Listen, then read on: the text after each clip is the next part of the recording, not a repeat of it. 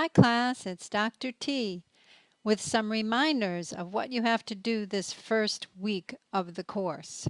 As you know, you introduced yourselves in the introduction section right here. If you did not create a Voki, please do so. I've also given you an alternative, which is actually a lot more fun and more creative, I think, than a Voki. So if you click on here, if you don't want to make a Voki, or if you made a Voki and you want to go back and try out making a telegami, feel free. This is an example of one I simply created in a matter of minutes.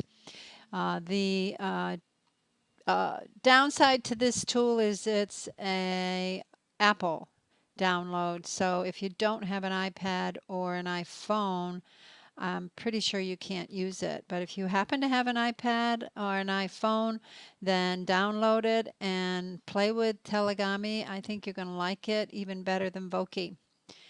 So that's one thing. You said hello, and you have to make sure you've done a Voki or a Telegami. That's just the beginning. Okay, now I want to make sure you are going to course-related questions and asking questions if you need some answers. This is a critical part of the course where I give you tips. Please go into that area. If you are not recognizing this discussion board, that means you have not accessed the discussions the way you need to, which is over here in the purple menu. Click on Discussions to go to the discussion board. Then you will see the whole board and any areas that you need to review. This is critical to review. Dr. T's tips. Here is the information about the telegami. An important message from me. Please read it. There's all kinds of information here. This tells you about the move note you're going to be creating this week and tells you about how to join Skype and another reminder of how to access the discussion board. This is very important, how to complete the blog reflection.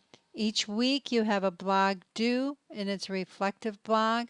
You have specific directions in the course for each blog reflection. Please follow them. If you go to this tutorial, it will tell you exactly how to do that. So every week you have a reflection that's due. Every week you have to respond to the DQ and include your technology challenge. And this first week, you also must not forget to go to the area right here which says choosing your topic. This is the first week. You must submit your topic for the unit of instruction you are going to be developing for this course. It's one of the major assignments in this course. So you need to go here, and then you need to post your choice. Please read this before you do. If your intention is to be an academic educator, then your population you're choosing should be undergraduate pre-licensure nursing students.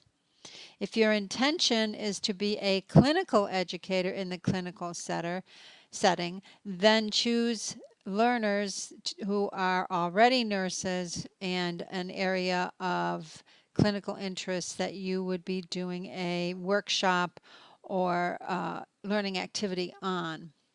So please do not pick the clinical area unless your intention is to be a clinical educator. If your intention is to teach student nurses, then be sure that's who you choose. Don't be afraid to choose that. It is a much better learning opportunity for you than to stick to what seems comfortable in your clinical area. If you are not going to be a clinical educator, please choose an academic setting with pre-licensure nursing students. Okay, so that's what you have to do this week. Might seem a little intimidating, but go forward with it, please. Get your feet wet with all this technology. So you're going to answer the discussion question. You're going to create a move note.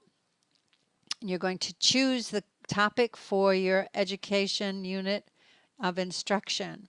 A final reminder, a unit of instruction is not an entire course. A unit of instruction is one unit in that course. For example, this course that you're taking now has 8 units. So it's an 8-week course. In a typical undergraduate course, they're frequently 15 weeks long. If it is a clinical setting, then it is likely a workshop or learning opportunity for your staff that you are providing. However, the broad umbrella under which you're providing that would be a good idea to identify.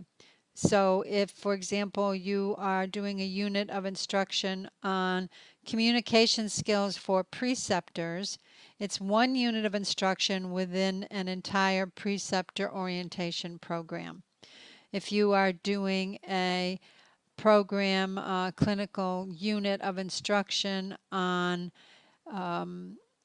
evidence-based practice in the ICU setting, specific to early mobility and prevention of ICU delirium, that might be a unit of instruction within an ICU competency program for the nurses in that unit. Okay, so please let me know if you have any questions. Please be sure to go through all the areas, especially always listen to tutorials I create. Go to Dr. T's tips. It will save you immense amount of time and reduce your stress considerably. Take care and let me know if you need anything.